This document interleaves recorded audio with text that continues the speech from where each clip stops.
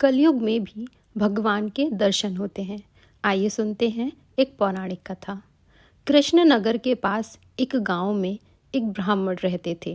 वे ब्राह्मण पुरोहित का काम करते थे। एक दिन यजमान के यहाँ पूजा कराकर घर लौटते समय उन्होंने रास्ते में देखा कि एक मालिन एक ओर बैठी साग बेच रही थी। भीड़ लगी है, कोई साग तुलवा रहा है तो कोई मोल कर रहा है। पंडित जी रोज उसी रास्ते आते जाते भी साग वाली को वहीं देखते थे। एक दिन किसी जान पहचान के आदमी को साग खरीदते देखकर वे भी वहीं खड़े हो गए। उन्होंने देखा साग वाली के पास एक पत्थर है, उसी से वह 5 सेर वाले को 5 सेर और 1 सेर वाले को 1 सेर भाग तौल रही है। एक ही बाट सब तौलों में समान काम देता है। पंडित जी को बड़ा आश्चर्य हुआ। उन्होंने साग वाली से पूछा, तुम इस पत्थर के बाट से कैसे सबको तौल देती हो? क्या सबका वजन ठीक उतरता है? पंडित जी के परिचित व्यक्ति ने कहा, हाँ पंडित जी, यह बड़े अचरज की बात है। हम लोगों ने कई बार इससे लिए हुए साग को दूसरी जगह तौल कर आजमाया, पूरा वजन सही सही उतरा है। पंडित जी ने कुछ रुक कर साग वाली से कहा, बेटी यह पत्थर मुझे दोगी? साग वाली बोली, नहीं बाबा जी, तुम्हें नहीं दूंगी। मैंने बड़ी कठिनता से इसको पाया है। मेरे सेर बटखरे खो जाते तो घर जाने पर माँ और बड़े भाई मुझसे मारते। 3 वर्ष पहले की बात है, मेरे बटखरे खो गए। मैं घर गई तो बड़े भाई ने मुझे मारा। मैं रोती रोती घाट पर आकर बैठ गई और मन ही मन भगवान को पुकारने लगी। इतने में ही मेरे पैर के पास यह पत्थर आके लगा। मैंने इसको उठाकर ठाकुर जी से कहा, महाराज मैं तौलना नहीं जानती, आप ऐसी कृपा करें जिससे इसी से सारे तौल हो जाएं। बस तब से मैं इसे ही रखती हूँ। अब से मुझे अलग अलग बाट रखने की ज़रूरत नहीं होती, इसी से सब काम निकल जाता है। बताओ तुम्हें कैसे दे दूँ? पंडित जी बोले, मैं तुम्हें बहुत से रुपए दूंगा। साग वाली ने कहा, कितने रुपए दोगे आप मुझे? मुझे वृंदावन का खर्च दोगे? सब लोग वृंदावन गए हैं, मैं ही नहीं जा सकी। ब्राह्मण ने पूछा, कितने रुपए में तुम्हारा काम होगा? साग वाली ने कहा, पूरे 300 रुपए चाहिए। ब्राह्मण बोले, अच्छा बेटी यह तो बताओ तुम इस शिला को रखती कहाँ हो? साग वाली ने कहा, इसी टोकरी में रखती हूँ बाबा जी, और कहाँ रखूँगी? ब्राह्मण घर लौट आए और चुपचाप बैठे रहे। ब्राह्मणी ने पति से पूछा, यूँ उदास क्यों बैठे हैं? ब्राह्मण ने कहा, आज मेरा मन खराब हो रहा है, मुझे 300 रुपए की ज़रूरत है। ब्राह्मण की पत्नी ने कहा, इसमें कौन सी बात है, आपने ही तो मेरे गहने बनवाए थे, विशेष ज़रूरत हो तो ले लीजिए, इन्हें ले जाइए, होना होगा तो फिर हो जाएगा। इतना कहकर ब्राह्मणी ने गहने उतार दिए। ब्राह्मण ने गहने बेचकर रुपए इकट्ठे किए और दूसरे दिन सवेरे साग वाली के पास जाकर उसे रुपए गिन के दिए और बदले में उससे वह शिला ले ली। गंगा जी पर जाकर उसको अच्छी तरह धोया और फिर नहा धोकर वे घर लौट आए। इधर पीछे से एक छोटा सा बालक जाकर ब्राह्मणी से कह गया, पंडिताइन जी तुम्हारे घर ठाकुर जी आ रहे हैं, घर को अच्छी तरह झाड़ कर साफ कर लो। सरल हृदय ब्राह्मणी ने घर साफ करके उसमें पूजा की सामग्री सजा दी। ब्राह्मण ने आकर देखा तो उन्हें बड़ा अचरज हुआ। ब्राह्मणी से पूछने पर उसने छोटे बालक के आकर कह जाने वाली बात सुनाई। यह सुनकर पंडित जी को और भी आश्चर्य हुआ। पंडित जी ने शिला को सिंहासन पर पधार कर उसकी पूजा की। रात को सपने में भगवान ने कहा, तू मुझे जल्दी लौटा दे, नहीं तो तेरा भला नहीं होगा, सर्वनाश हो जाएगा। ब्राह्मण ने कहा, जो कुछ भी हो मैं आपको लौटाऊंगा नहीं। ब्राह्मण घर में जो कुछ भी पत्र पुष्प मिलता उसी से पूजा करने लगे। 2-4 दिनों बाद स्वप्न में भगवान ने फिर कहा, मुझे फेंक आ, नहीं तो तेरा लड़का मर जाएगा। ब्राह्मण ने कहा, मर जाने दो, तुम्हें नहीं फेंकूंगा। महीना पूरा बीता भी नहीं था कि ब्राह्मण का एकमात्र पुत्र मर गया। कुछ दिनों बाद फिर स्वप्न हुआ, अब भी मुझे वापस दे आ। नहीं तो तेरी लड़की भी मर जाएगी। दृढ़ निश्चयी ब्राह्मण ने पहले वाला ही जवाब दिया। कुछ दिनों पश्चात लड़की भी मर गई। फिर स्वप्न में कहा कि अब की बार स्त्री मर जाएगी। ब्राह्मण ने इसका भी वही उत्तर दिया। अब स्त्री भी मर गई। इतने पर भी ब्राह्मण अचल अटल रहा। लोगों ने समझाया यह पागल हो गया है। कुछ दिन बीतने पर स्वप्न में फिर कहा गया, देख अब भी मान जा, मुझे लौटा दे, नहीं तो 7 दिनों में तेरे सिर पर बिजली गिरेगी। ब्राह्मण बोले, गिरने दो, मैं तुम्हें उस साग वाली की गंदी टोकरी में नहीं रखने का प्रण कर रखा है। ब्राह्मण ने एक मोटे कपड़े में लपेटकर भगवान को अपने मजबूत बांध लिया। वे सब समय यूं ही उन्हें बांधे रखते। कड़कड़ाकर बिजली कौंधती, नजदीक आती पर लौट जाती। अब 3 ही दिन शेष रह गए। एक दिन ब्राह्मण गंगा जी के घाट पर संध्या पूजा कर रहे थे कि 2 सुंदर बालक उनके पास आकर जल में कूदे। उनमें से एक सांवला था, दूसरा गोरा। उनके शरीर पर कीचड़ लिपटा था। वे इस ढंग से स्नान जल में कूदे कि जल उछलकर ब्राह्मण के शरीर पर पड़ा। ब्राह्मण ने कहा, तुम लोग कौन हो भैया? कहीं इस तरह जल में कूदा जाता है? देखो मेरे शरीर पर जल पड़ गया। इतना ही नहीं, मेरे भगवान पर भी छींटे पड़ गए। देखते नहीं मैं पूजा कर रहा था। बालकों ने कहा, ओहो, तुम्हारे भगवान पर भी छींटे लग गए? हमने देखा नहीं बाबा, तुम गुस्सा ना होना। पंडित जी ने कहा, नहीं भैया, गुस्सा कहाँ होता हूँ। बताओ तो तुम किसके लड़के हो? ऐसा सुंदर रूप तो मैंने कभी नहीं देखा यहाँ। कहाँ रहते हो?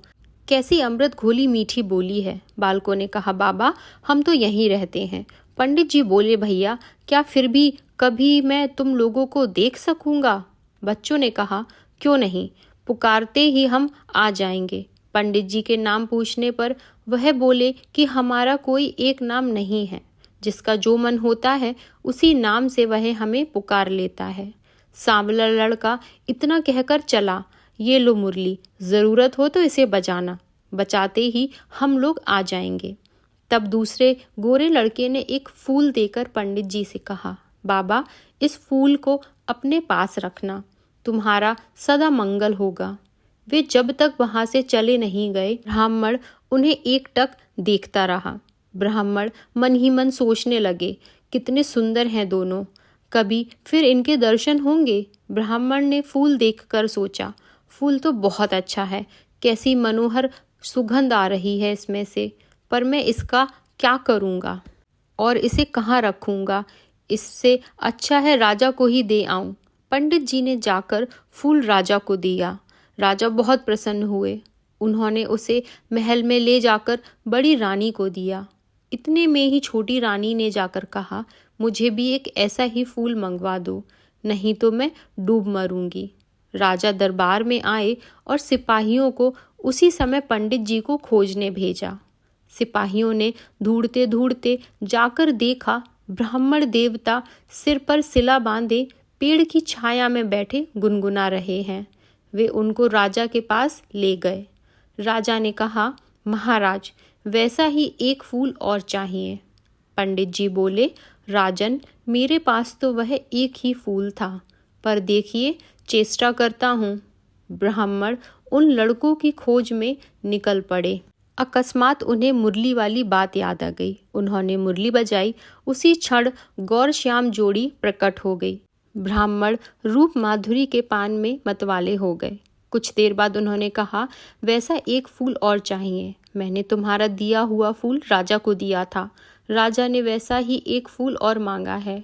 गोरे बालक ने कहा, फूल तो हमारे पास नहीं है, परंतु हम तुम्हें एक ऐसी जगह ले जाएंगे जहाँ वैसे फूलों का बगीचा खिला है, तुम आंखें बंद करो। ब्राह्मण ने अपनी आंखें बंद कर ली। बच्चे उनका हाथ पकड़कर न जाने किस रास्ते से बात ही बात करते कहाँ ले गए। एक जगह पहुंचकर ब्राह्मण ने आंखें खोली।